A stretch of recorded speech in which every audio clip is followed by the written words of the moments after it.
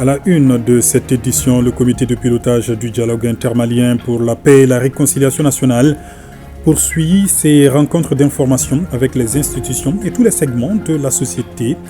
À suivre ce soir le point des échanges à la primature, à la Cour constitutionnelle et à la Cour suprême.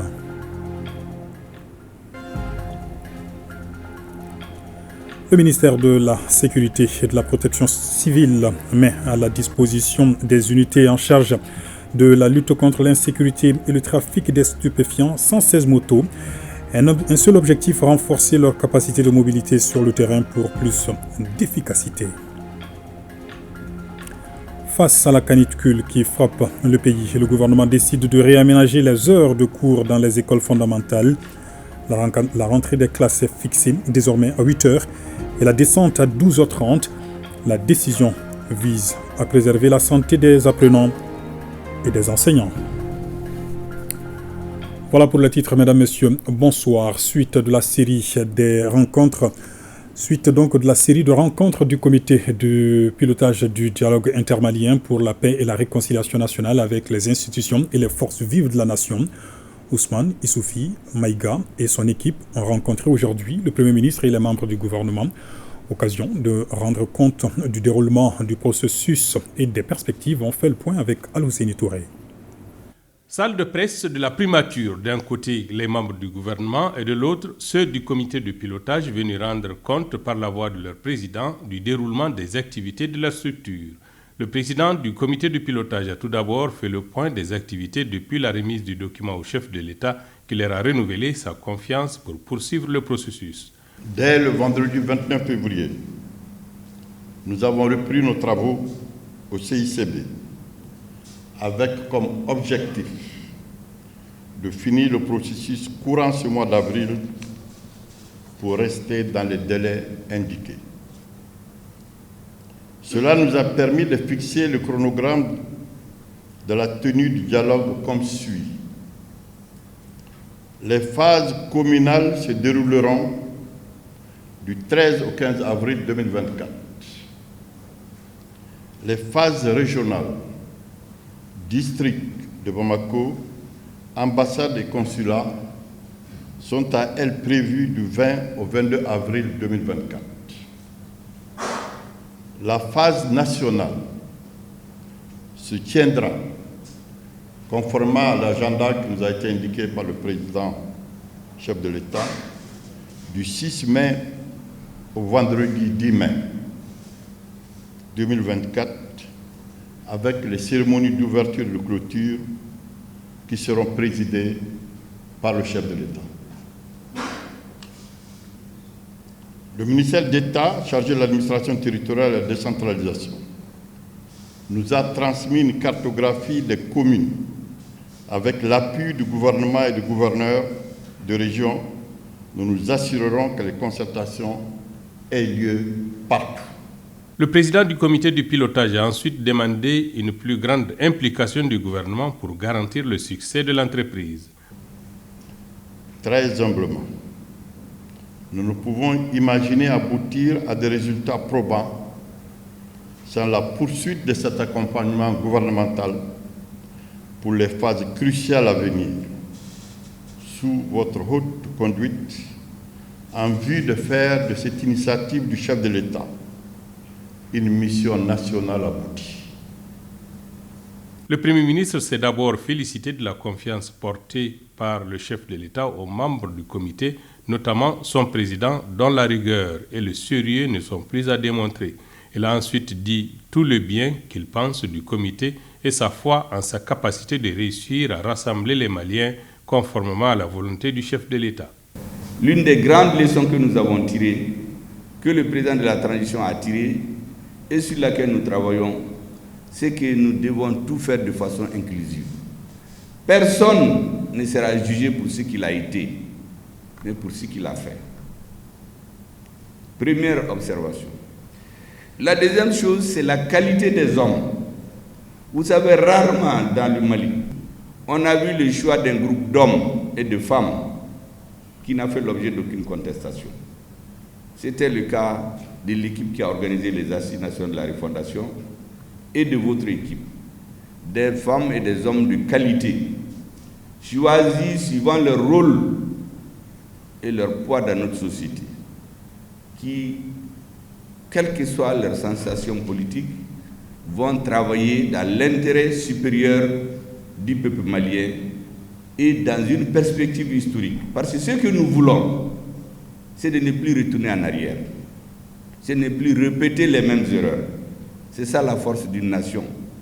Et le peuple compte sur vous. Nous sommes certains que les Maliens seront satisfaits. Le chef du gouvernement a dans la même veine répondu aux préoccupations d'un groupe de partis politiques relativement au déroulement de la transition, se fondant sur les dispositions de la nouvelle constitution et celles de la charte de la transition révisée.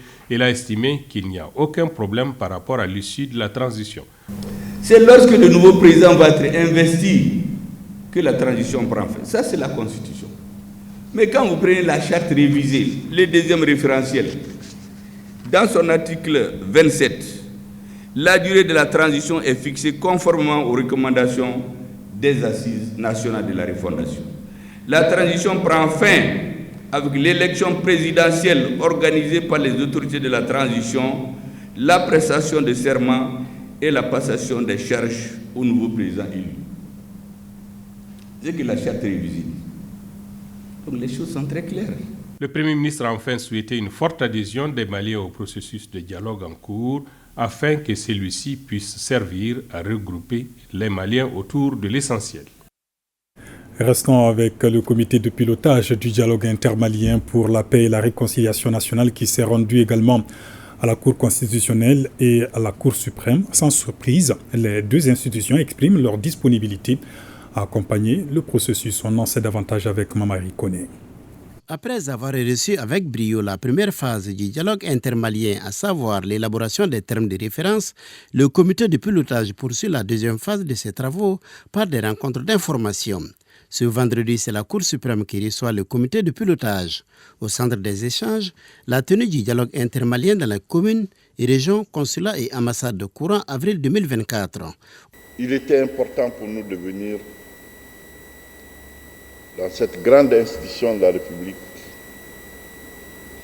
pour que les hauts magistrats de ce pays puissent partager cette vision du chef de l'État avec l'ensemble du monde judiciaire, pour que eux aussi, puisqu'ils travaillent au nom de la République, puissent partager avec nous et nous donner des conseils, des orientations pour que nous évitions des écueils, des erreurs, voire des fautes. Les questions liées à la justice, aux acteurs de la justice, aux usagers de la justice, les questions de lutte contre la corruption constituent le paramètre fondamental du processus de dialogue intermalien. À la Cour suprême, l'on salue la vision et l'initiative du président de la transition d'instaurer ces dialogues. Occasion pour le président de la Cour suprême d'exprimer la disponibilité de son institution à accompagner le dialogue. À tous les acteurs de la société de contribuer en toute souveraineté au maintien de la paix et à la réconciliation nationale avec à la clé des propositions concrètes. La Cour suprême, pour sa part, vous rassure de sa disponibilité à vous accompagner pour la réussite de cette noble mission. Après la Cour suprême cap sur la Cour constitutionnelle pour le même exercice, le président du comité de pilotage a fait un compte-rendu des activités menées avant de solliciter la contribution de l'institution. Nous avons estimé nécessaire de rencontrer l'ensemble des institutions de la République pour leur faire part de cette vision du chef de l'État et demander leur avis, conseils et recommandations, afin que les membres de cette haute cour puissent les partager entre eux et nous faire éventuellement des suggestions et des recommandations. La 5e institution de la République entend jouer toute sa partition pour l'avènement d'un Mali réconcilié. C'est là en raison de son rôle dans la gestion des conflits liés aux élections en vue de la conquête du pouvoir. Ce dialogue s'impose au peuple malien de par notre culture, de par nos traditions.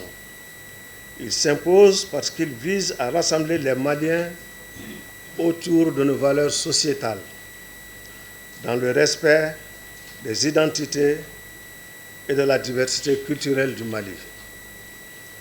Nous sommes persuadés, sans nul doute, renforcerons le sentiment d'appartenance à une seule et même nation, condition sine qua non d'un vivre ensemble harmonieux. Pour le ministre de la Justice et des Droits de l'Homme, Garde des Sceaux, la justice a un rôle prépondérant à jouer dans le dialogue intermalien. La justice constitue dans toutes les sociétés du monde les derniers remparts, les derniers recours du citoyen contre les abus et pour la mise en œuvre de ses droits. Donc ce qui fait que, en s'adressant aux membres de l'institution judiciaire, on est arrivé vraiment au bon endroit pour parler de ce dialogue intermalien. Parce que tous les jours, à travers le travail qui est fait à la justice, il s'agit de ramener la paix dans la société, de pacifier les rapports entre les citoyens en tranchant les différends. La phase communale du dialogue intermalien est prévue du 13 au 15 avril. Celle des régions du district de Bamako, des ambassades et consulats aura lieu du 20 au 22 avril. Et quant à la phase nationale, elle se tiendra du 6 au 10 mai 2024 sous la présidence du chef de l'État, le colonel Assimi Goïta. Également dans l'actualité au Mali, à la BCEAO, première session du Conseil national de crédit du Mali, parmi les sujets sur la table, on note l'analyse des contraintes de financement liées à la diversification des exportations au Mali. Les travaux ont porté aussi sur le cadrage macroéconomique de l'institution pour la période 2024-2028. Sokona Kamisoko. Analyse des contraintes de financement liées à la diversification des exportations au Mali, voilà l'une des prévisions phares du programme d'activité du Conseil national de crédit du Mali, un programme adopté ce jeudi au cours de la première session au titre de cette année 2024. Aussi, les participants ont examiné le cadrage macroéconomique de l'institution pour la période 2024-2028. En dépit de la crise mondiale liée en partie à la guerre en Ukraine, notre pays, le Mali, devrait marquer une relance des activités économiques. Cela se traduit par un raffermissement de la croissance économique avec un taux moyen estimé à 5% entre 2024 et 2028. C'est là après 4,9% en 2023 et 3,7% en 2022. Pour ce qui concerne le taux d'inflation, il se situerait en moyenne sur la même période à 2,6% contre 2,1% en 2023 en raison du repli des prix de l'énergie et des denrées alimentaires au niveau mondial. Les membres du Conseil saluent les efforts déployés par les autorités de la transition pour atténuer l'impact de cette inflation sur les produits de première nécessité. Pour inscrire dans la durée la dynamique enclenchée, le Conseil recommande la poursuite de la transformation et la diversification des produits, ce qui contribuera à assurer la compétitivité de nos produits d'exportation sur le marché extérieur. Je vous l'annonçais dans le titre, du matériel roulant pour certains services techniques du ministère de la Sécurité et de la Protection civile. Le chef du département a remis ce matin 116 motos aux unités en charge de la lutte contre l'insécurité et le trafic des stupéfiants. C'est pour favoriser une meilleure exécution des patrouilles motorisées et obtenir des résultats efficaces. Mamadou Fane, reportage. La lutte contre l'insécurité, le grand banditisme et le trafic des stupéfiants nécessite une adaptation. Pour accentuer cette lutte, le ministère de la Sécurité vient de remettre à la police nationale, la protection civile et l'Office central de lutte contre les stupéfiants un important lot de motos financées sur le budget national. La cérémonie de ce matin concerne la remise de 116 motos réparties comme suit. 96 crosses, 10 motocross Yamaha tout-terrain et 10 motos d'escorte présidentielle VIP.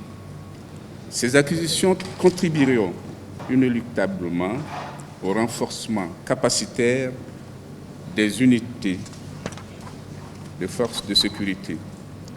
De même qu'elles permettront de doter en moyens roulants les nouvelles unités créées avec elles, notamment les unités frontalières dans le cadre du renforcement du maillage territorial. D'autres acquisitions de motos sont en cours dans les prochaines semaines, toujours pour renforcer les capacités opérationnelles des forces de défense et de sécurité. Ces acquisitions seront destinées à la garde nationale et à la gendarmerie nationale. Et nous ouvrons une large fenêtre consacrée au mois de Ramadan. D'abord, cette rupture collective du jeûne organisée par l'état-major général et la direction du service social des armées. Objectif donc de cette rupture, créer un moment de solidarité et convivial. C'était une cérémonie présidée par le ministre de la Défense et des anciens combattants, nous dit Youssouf Diakité. Cette rupture collective est voulue par le département en charge de la défense et des anciens combattants pour unifier la solidarité et l'accompagnement des autorités de la transition. Ils étaient tous là au génie militaire pour partager ce moment de convivialité et de joie. L'islam, qui est une religion de soumission, nous apprend à nous aimer, à partager, à s'entraider, à nous soutenir dans la plus grande convivialité et dans la plus grande communion, dans toutes les situations de bonheur comme de malheur. La cérémonie de rupture de ce soir est pour nous, dans le domaine social, une illustration de cette réalité. Le ministre de la Défense et des anciens combattants estime d'ailleurs qu'il faut multiplier des espaces du genre, puisque, dit-il, cela pourrait être considéré comme un espace de psychothérapie. Au-delà de la fraternité d'armes, ça nous rappelle aussi la fraternité réconfortante que la religion apporte dans la vie de nos soldats. C'est aussi l'occasion pour nous de prier non seulement pour le Mali, mais aussi pour nos soldats qui sont tombés sur le champ d'honneur, et puis avoir une pensée pour nos portés disparus et souhaiter vraiment un prompt rétablissement aux blessés. Cette rupture collective colle avec les directives de son Excellence le colonel Assimi Goïta, qui nous a instruit d'aller vers la cohésion non seulement au sein de l'armée, au sein des porteurs d'uniformes, mais aussi au sein de la population malienne. Donc c'est l'occasion aussi pour nous de sensibiliser non seulement les porteurs d'uniformes sur la paix que nous cherchons pour le Mali, mais aussi de sensibiliser le peuple malien. Nous sommes convaincus que c'est dans la communion que nous allons réussir à avoir un Mali apaisé, un Mali que nous souhaitons transmettre à nos enfants et à nos petits-enfants. La cérémonie a pris fin par la prière pour la paix, la solidarité, la cohésion sociale et surtout pour la restauration définitive de la sécurité au Mali. Action de solidarité du gouvernement en faveur de la communauté musulmane de Koulikoro. Le don vise à soulager et à permettre aux bénéficiaires de rompre leur jeûne dans de meilleures conditions. Adama Traoré.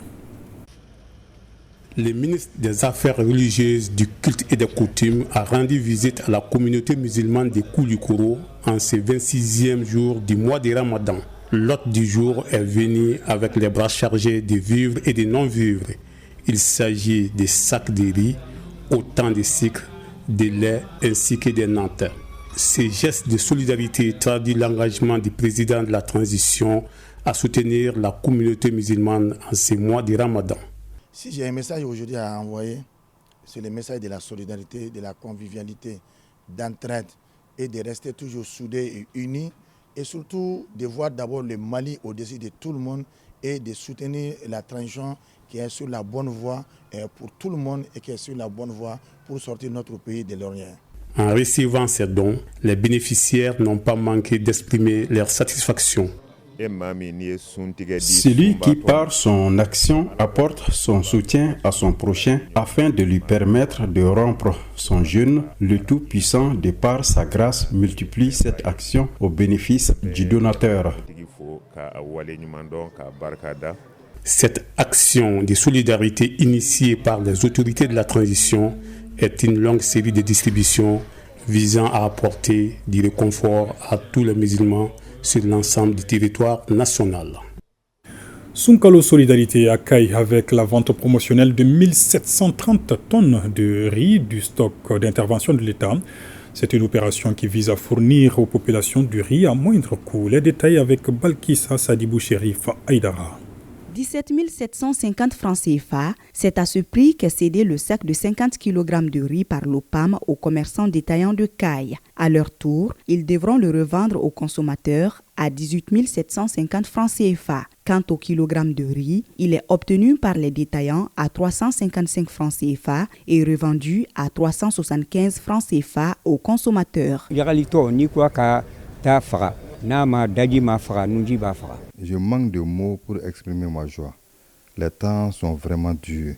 Et si le gouvernement prend une telle initiative, nous ne pouvons que nous en réjouir et remercier nos autorités.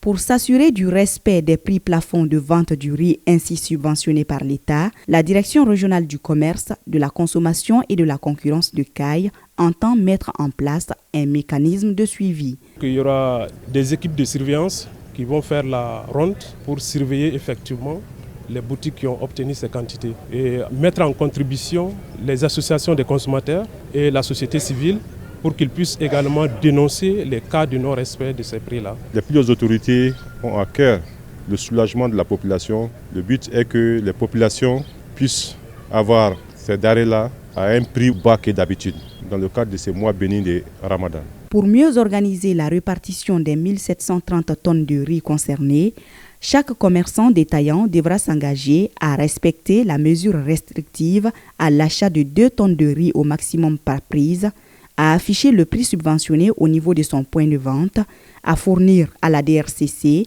la situation des stocks par semaine, entre autres. En plus de la région de Caille, l'opération Sunkalo Solidarité 2024 concerne aussi le district de Bamako et la région de Gao. En cette période de canicule et de Ramadan, le président du Haut Conseil islamique du Mali livre un message pour appeler au respect des consignes édictées par les médecins. Ousmane Chérif Madani Aïdara appelle également ses concitoyens à l'union pour un Mali prospère. Il s'exprime au micro de Tamsir Diabaté et Idrissa Traoré. Ambi wati mina Mali kono bi ambi sungalo la. Alhamdulillahi ani wati min bena ani fundeni bena. Ala kira sallallahu alaihi wasallam aka hadisa ube. Mɔgɔ minnu ye ala bato kɛ dekun kan olu ka baraji kira ye fɛn fo la o ka bon kosɛbɛ mais an ka jamana bɛɛ b'a dɔn a bɛ dekun kɔnɔ nin sanga in fana na o de la an bɛ nin wele in da Mali silamɛ bɛɛ ye k'a da Mali cɛ bɛɛ ye k'a da Mali muso bɛɛ ye k'a fɔ nin sanga in na an k'an k'an cɛsiri ka dugawu kɛ parce que Mali bɛ gɛlɛya kɔnɔ an yɛrɛ b'a dɔn fundeni hakɛ min bɔra ɲinɛ ani fundeni a ye dekun se mɔgɔw ma ka se hakɛ min na bɛɛ b'a dɔn. Mais an ka docteurw ye min ɲini an fɛ o de ye ji matarafali ye mɔgɔkɔrɔbaw kɔni bada u ka ji min bada u ka se ka ji bɔn u kan ani denmisɛnnin fitininw o kumana o wele de dalen don an k'an jante o la mais mun bɛ se k'an dɛmɛ nin dekun in bɛɛ kɔnɔ ala y'o de fɔ kuranɛ kɔnɔ mɔgɔ minnu aw ka dalen bɛ ala la ko an ka bɛn an ka ɲɔgɔn minɛ an k'an tɛgɛ di ɲɔgɔn ma gɛlɛya o gɛlɛya ni a nana bɛn kɔnɔ ala b'a wuli. O de la ala ko kuranɛ kɔnɔ wa'tasimu bihablillahi jami'an wala tafarraqu silamɛw a ye ɲɔgɔn minɛ ala ka juruba kelen na a kana fara yɔrɔ dɔ la fana a b'a fɔ aw adamadenw mana fɔ an k'a dɔn bɛn dɔrɔn de bɛ se k'an ka jamana in bɔ bolo la bi nin dekun o dekun n'an nana n'an sera k'a muɲu ka sabali k'an cɛsiri an dalen b'a la ni ala sɔnna jamana in a bɛ bɔ nin dekun kɔnɔ silamɛya tɔgɔ la ani sunkalo in yɛrɛ bonya tɔgɔ la an bɛ nin wele da silamɛ bɛɛ ye kumana an bɛɛ k'an ka fara ɲɔgɔn kan k'an ɲɛsin ala ma ka ala wele dekun o dekun ala bɛ se k'an ka jamana tulo magɛn k'an ka jamana bɔ a bɔda ɲuman fɛ cogo min na mais o si tɛ se ka sɔrɔ fo an yɛrɛ ka bɛn faso si t'an bolo ni Mali in kɔ ala y'an kɛ maliyɛn ye on est fier k'a fɔ ala y'an kɛ maliyɛn ye wa an b'an ka maliyɛnya fɛ fana wa an ti jamana si sɔrɔ min bɛ se ka k'an ma hɛrɛ ka tɛmɛ nin jamana in kan ala y'an kɛ yanga ye wa an bɛ ala fo an bɛ yangaya fɛ fana an ka faamaw y'a yira komi dekun in caman ye kuranko de mais u y'a yira u wulilen bɛ ka jɔ u ka seko bɛɛ la kuranko in bɛ se ka nɔgɔya jamana in kɔnɔ cogo min na kumana an bɛ dugawu k'u ye an b'a f'u ye vraiment o y'o min fɔ u k'u cɛsiri mais an dalen b'a la u bɛ wuli ka jɔ min na ni ala sɔnna kuranko in dekun bɛna bɔ jamana in kan an bɛna fɔ alhamdulilahi an dalen b'a la ko a bɛna fɔ o kumana ala k'o do yira an na o de y'an ka weledakan ye ka se maliyɛn bɛɛ ma an k'an tɛgɛ di ɲɔgɔn ma an ka ɲɔgɔn minɛ an ka ala wele nin dekun in min bɛ an ka ala k'a bɔ an ka jamana kan ala k'an bɛɛ lafiya salamu alaikum wa rahmatulahi ta'ala wa barakatuh. Depuis ce vendredi matin, les heures de cours ont changé dans les écoles fondamentales. Désormais, la rentrée des classes pour les élèves du premier et du second cycle de l'enseignement fondamental est fixée à 8h et la descente à 12h30 selon le directeur national de l'enseignement fondamental.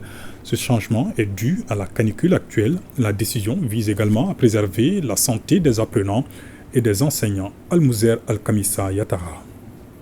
Il fait chaud et même très chaud à Bamako. Pour minimiser son impact sur les écoles, les autorités scolaires ont décidé de changer les horaires de travail. On ne peut pas laisser les enfants jusqu'à 14h30 ou les faire revenir les après-midi. On avait même commencé à constater des absences les après-midi dues à la grande chaleur. Parce que les parents n'étaient plus en mesure de faire le matin et de revenir les après-midi. En tout cas, la décision là est très bienvenue. D'habitude, on descendait vers 14h et à partir de 12h30 déjà, tout le monde était épuisé et le rendement était faible. Mais si on maintient quand même un rythme de 8h à 12h30, là, le travail sera bien fait et tout le monde sera quand même dans de bonnes conditions physiques de travail. Chaque matin, on remplissait 3 à 4 fois notre barrique d'eau qui peut contenir 200 litres. Mais avant midi, c'est vide. Quant aux élèves et enseignants, ils espèrent que le nouveau changement pour commencer les cours à 8h et s'arrêter à 12h30 va améliorer les conditions de travail. Cette nouvelle me semble bien, mais nous sommes tous contents, très contents. J'ai dit à tous les camarades de venir régulièrement à l'école maintenant parce qu'on nous a donné beaucoup de chance cette heure-là. On rentre en 8h et on descend à 12h30. Ça, c'est bon pour tout le monde. Pour accompagner les élèves afin de surmonter cette épreuve dite à la canicule, certains enseignants se proposent alors d'apporter des solutions. Le corps dégage beaucoup de sueur. Il faut le remplacer en buvant de l'eau. Les enfants, souvent, ils se retiennent. Ils ne veulent pas demander la permission pour boire. Maintenant, c'est à l'enseignant. Chaque fois, il vient le matin, qu'il amène un seau d'eau rempli d'eau pour faire boire les enfants. C'est très important. L'objectif principal est de préserver la santé des apprenants et celle des enseignants, selon la Direction nationale de l'enseignement fondamental, qui a instruit de réaménager l'emploi du temps des écoles fondamentales du fait de la canicule actuelle. Intéressons-nous à présent à un fait particulier en ce mois de Ramadan, le jeûne et la mauvaise haleine. Oui, l'absence de nourriture et d'eau pendant de longues heures peut entraîner une sensation désagréable dans la bouche, souvent accompagnée d'une mauvaise haleine. Pour de nombreux musulmans, cela peut être embarrassant, surtout lorsqu'ils sont en contact étroit avec d'autres personnes dans les mosquées ou encore au travail. Que dit l'islam à ce sujet? On en sait davantage avec Awa Ditma Kamara. Mosquée 1001 merveilles située à l'ACI 2000 en commune 4 du district de Bamako. Nous sommes en plein tafsir. Sidibé Bari, menuisier fidèle musulman dévoué, tient fermement son cure-dent. Selon lui, avoir une bonne haleine est une marque de respect envers ses compagnons de prière et un signe de pureté spirituelle avant de se présenter devant Dieu. Son hygiène bucco-dentaire est très importante pour lui. Un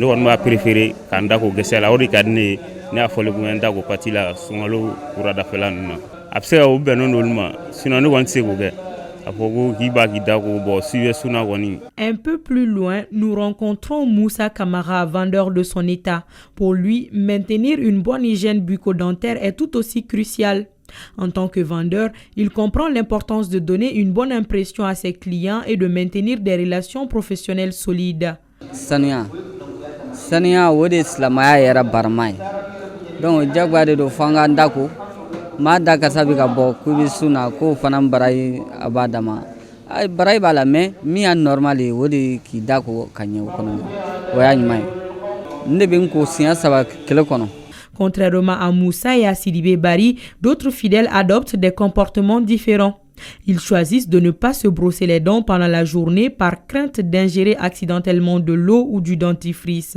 Malgré notre insistance, ils n'ont pas voulu s'exprimer. Cependant, il est essentiel de se rappeler que l'islam accorde une grande importance à la propriété et à l'hygiène, et cela même pendant le jeûne.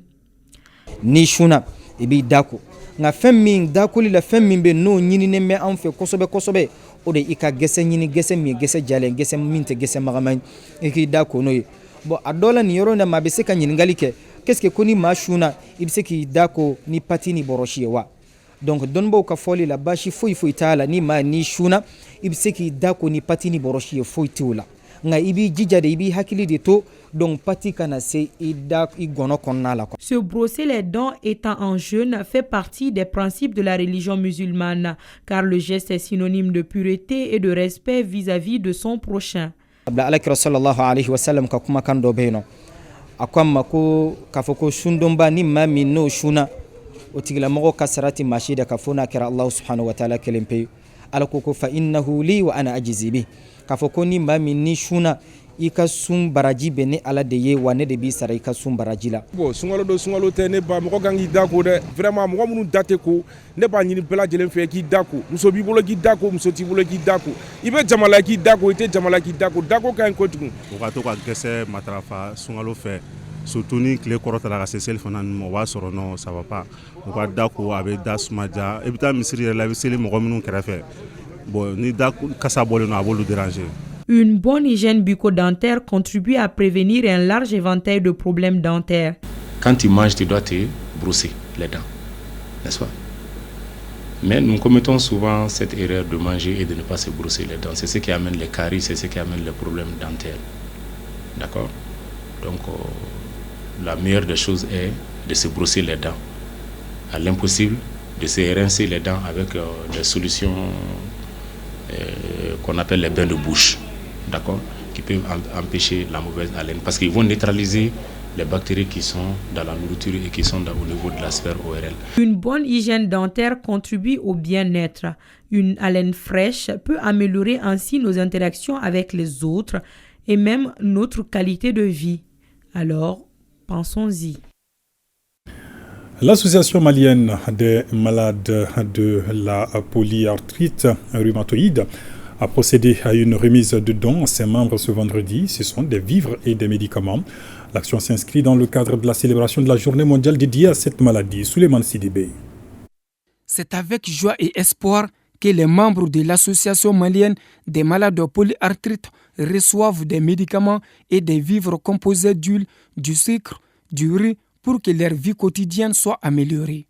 Ce geste est le fruit du partenariat entre l'association et le gouvernement à travers le département de la santé qui a offert les médicaments aux personnes atteintes de la maladie. On salue le gouvernement et l'association de Amaper.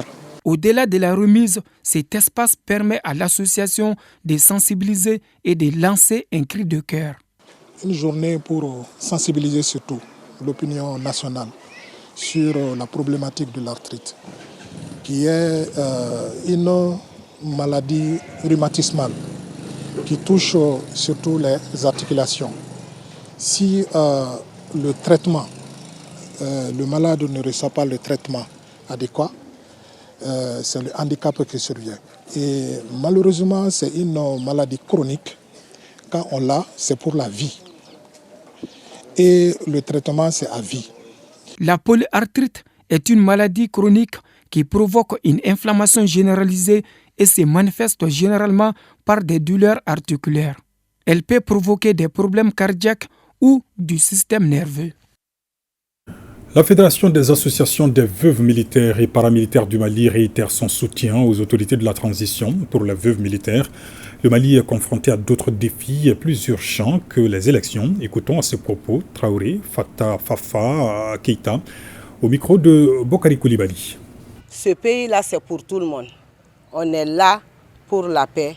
On ne veut plus de guerre. On a fait combien d'années dans la guerre? Ça ne nous a rien donné, rien du tout. Oui, on veut les élections. Un pays démocrate ne peut pas aller sans les élections. Mais les hommes politiques, il faut qu'ils soient à la hauteur des difficultés que ce pays a vécues. Ce n'est pas parce qu'on ne veut pas que Assimou reste au pouvoir, soit qu'il quitte. Mais nous savons que le changement que ce monsieur a fait pour ce pays, il faut qu'on soit reconnaissant. Il faut qu'on soit reconnaissant, femmes et hommes. Les élections pour nous tous, les femmes, les mamans des militaires, on sait que les élections, ce n'est pas la priorité. Les priorités sont là. Le Mali a produit environ 124 000 tonnes de poissons en 2024 pour un besoin estimé à plus de 133 000 tonnes. Information rendue publique au premier comité de pilotage du programme quinquennal d'aménagement aquacole. Ses membres statuent sur le bilan et les orientations à donner au projet. Batraouri. En 2018, et selon les données du ministère de l'Élevage et de la Pêche, le besoin annuel moyen du Mali était de 414 000 tonnes de poissons contre une production globale de 160 000 tonnes, soit un déficit de 312 000 tonnes. En 2023, la même source indique une production totale de poissons d'environ 134 000 tonnes de poissons. Le développement de l'aquaculture s'est imposé comme une des stratégies concrètes indiqué pour la satisfaction des besoins des populations en poissons. C'est à cet effet que le gouvernement du Mali a adopté en 2007 le programme quinquennal d'aménagement aquacole qui est un outil de planification de la politique nationale de développement de la pêche et de l'aquaculture axé sur la réalisation d'aménagements piscicoles dans toutes les régions du pays afin de permettre une exploitation des potentiels du pays en la matière et réduire la dépendance vis-à-vis des produits d'importation. Toutes les conditions sont réunies, dira le ministre Youbaba, pour que la troisième phase du programme quinquennal d'aménagement aquacole donne des résultats satisfaisants en matière de production de poissons. Ce nouveau QA mettra à profit un immense potentiel exploitable à partir de 605 plans d'eau aménageable d'une superficie de 1649 hectares, 515 villages bénéficiaires, 73 écloseries, dont 6 modernes, avec une production annuelle de 35 millions d'alevins, 225 fermes piscicoles, avec une production annuelle de 200 tonnes de poissons en 2024, et le chef du département d'inviter les membres du comité de pilotage du programme quinquennal d'aménagement aquacole à formuler des recommandations qui seront une véritable boussole pour la mise en place de la politique nationale de développement de la pêche et de l'aquaculture. Deux vastes projets lancés dans la région de Sikasso. Le premier vise le renforcement de la citoyenneté active et de la gouvernance inclusive. Et le second est axé sur l'autonomisation économique des femmes et des jeunes. Les détails avec Moustapha Doumbia et Souleymane Bamba. Le premier projet est dédié au renforcement de la citoyenneté active et de la bonne gouvernance. Son coût est de 16 millions de francs CFA pour une durée de 12 mois. Il est exécuté par l'ONG ADH, Association pour le développement harmonieux et durable du Mali. Quant au second projet, il est axé sur l'autonomisation économique des jeunes et des femmes de la commune de Fama. Il dure aussi une année et a mobilisé à son tour 16 millions de francs CFA. Ce sont donc deux projets pour un montant global de 32 millions de francs CFA financés par le ministère de l'administration territoriale et de la décentralisation dans le cadre de la deuxième phase du programme spécial d'aide aux associations et fondations. Il s'agit d'un projet de renforcement de la citoyenneté des jeunes, des femmes, de la gouvernance inclusive, donc une gouvernance locale qui implique les jeunes et les femmes dans la gestion de la chose communale. C'est l'appui aux maraîchers, l'appui aux embaucheurs, aux éleveurs, agriculteurs par exemple. Voilà, donc en tout cas des activités génératives de revenus pour les jeunes et ou femmes. Le projet d'autonomisation économique des femmes et des jeunes est mis en œuvre par le groupe d'action en éducation et environnement pour le développement durable. Le ministère de l'administration territoriale et de la décentralisation a mis en place un fonds pour soutenir les organisations de la société civile suite au retrait de certains partenaires financiers. Nous nous permettons de nourrir l'espoir que la commune rurale de Fama deviendra une référence pour les autres communes en matière de citoyenneté active et de bonne gouvernance locale. Le projet de renforcement de la citoyenneté active et de la bonne gouvernance va toucher 112 membres des comités villageois de citoyenneté, 14 membres du club Chiwara communal et plus de 15 000 habitants. En 5e région, l'Agence nationale de la sécurité routière initie une formation à l'endroit des forces de défense et de sécurité, les chauffeurs transporteurs et les syndicats. Objectif renforcer la sécurité routière dans la région de Mopti. Aminata Touré. Cette formation à l'endroit des agents des forces de sécurité de la police, de la gendarmerie, des personnes en situation de handicap, des chauffeurs et conducteurs routiers, des conducteurs tricycles et des motos taxis est une initiative de l'Agence nationale de la sécurité routière ANASER à travers le ministère des Transports et des Infrastructures. Nous voulons amoindrir les accidents.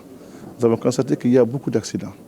En les formant, nous aurons des hommes aguerris, forts, pour nous aider à amoindrir les accidents. Nous voulons avoir 0 accident à Mopti, Inch'Allah. 2 modules sont à l'ordre du jour. La formation des agents et verbalisateurs des forces de défense et de sécurité, les normes de sécurité routière à l'intention des chauffeurs transporteurs et les syndicats. D'où cet appel du chef de l'antenne régionale ANASER. C'est une formation donnée pour qu'ils puissent être utiles. C'est de les donner et recevoir, c'est pour qu'ils puissent les appliquer sur le terrain pour que la sécurité routière soit une réalité. Nous constatons beaucoup d'accidents, nous les encourageons, nous les motivons à appliquer ce qu'ils ont appris ici sur le terrain. La conviction est désormais établie que la lutte contre l'insécurité routière requiert des actions multisectorielles. Transport, route, justice, communication, santé.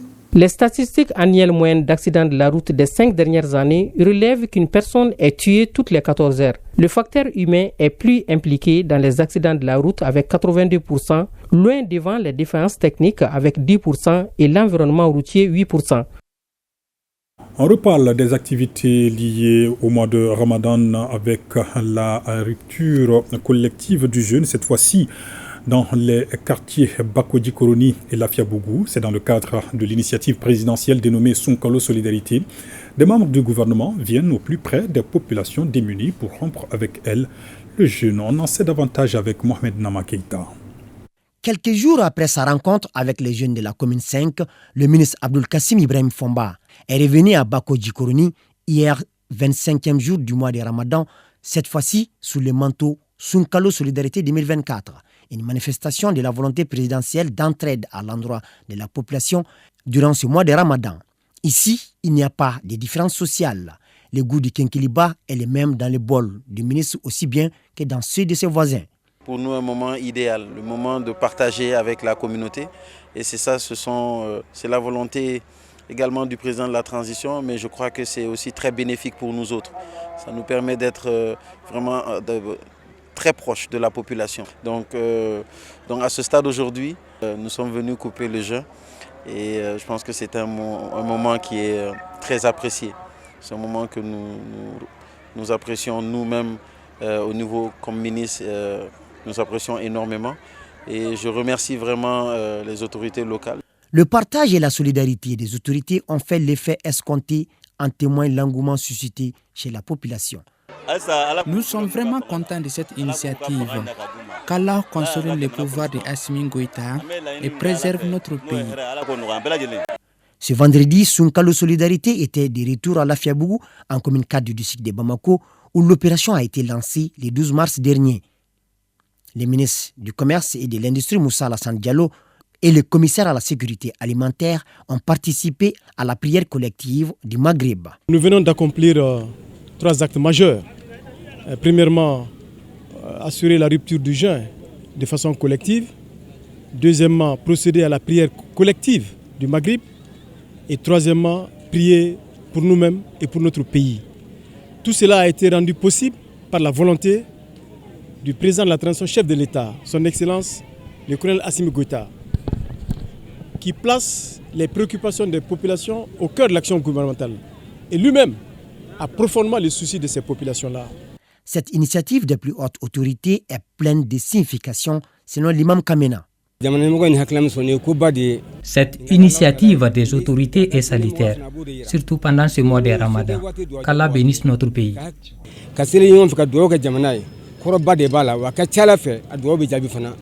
Après l'étape de la commune 4, Sunkalo Solidarité 2024 se déplacera demain samedi en commune 6 du district de Bamako sous l'entraide et l'accompagnement d'un autre membre du gouvernement. Terminons ce journal avec une note de tristesse. L'ancien ministre Maître Abdoulouahab Berté nous a quittés ce mercredi à Bamako à l'âge de 71 ans. Membre fondateur du parti URD et ancien bâtonnier, ses collaborateurs, amis et parents lui ont rendu ce vendredi un dernier hommage. Kassim Diallo. La disparition brutale de notre regretté Abdoulouahab Berté laisse sa famille et ses collaborateurs sans voix. Il est décédé ce mercredi 3 avril à l'âge de 71 ans. Le Mali perd ainsi un grand défenseur des droits. Maître Abdoulouahab Berté a été un éminent avocat, un juriste de renommée internationale, un juriste tellement talentueux que sa renommée a dépassé les frontières du Mali. Il était un homme respecté par ses pairs, respecté par tous les professionnels du droit dans la sous-région et au-delà. Wahab, c'est un personnage, je dirais, complexe. Il est à la fois très facile de parler de lui et en même temps très difficile. À l'image du personnage, il est modeste, simple. Le Mali perd aujourd'hui un éminent juriste, un grand juriste en ce sens qu'il a fait sa thèse de doctorat d'État en droit privé. Avocat, homme politique, ancien ministre de la fonction publique, Maître Berté a eu une carrière bien remplie. Notre barreau est en deuil. L'ensemble des avocats du Mali pleurent à l'unisson un mort, mais salue et célèbre un immortel. Sujet de fascination, d'interrogation, d'incertitude, de mélancolie et de peur, la mort a toujours préoccupé les humains en tout temps, en tout lieu, en toutes circonstances et à des degrés divers. Abdoulouahab Berté, nous avons créé l'URD ensemble en 2003. Il a été le premier vice-président de l'URD dès sa création jusqu'à 2014. Il a été un ministre aussi de l'URD en 2007. C'est un éminent avocat. Ses amis, parents et collaborateurs retiennent de lui un homme rigoureux, travailleur, solidaire et disponible. Wahab a été tout pour moi. Je l'ai toujours considéré comme un frère de lait parce que depuis l'enfance, depuis les années 63, nous sommes ensemble. Avec le cœur très sérieux que nous présentons au nom de l'ensemble des travailleurs de l'Union nationale travailleurs du Mali, à la famille Berté, et puis Allah subhanahu acquérir son âme dans son paradis. Toute la région de Sigasso est attendue aujourd'hui. Vous avez les condoléances de Madame le gouverneur, Monsieur le maire de la commune urbaine, les chefs de quartier de Sigasso, toute la population de Sigasso est en larmes. Notre regretté Abdoulouahab Berté, le natif de Sigasso, laisse derrière lui des proches, sa famille politique et judiciaire durement éprouvée. Il y repose désormais au cimetière de Mayamougou. Dors en paix, maître, c'est ce qui m'a fait ce journal. Merci de l'avoir suivi. Bonsoir.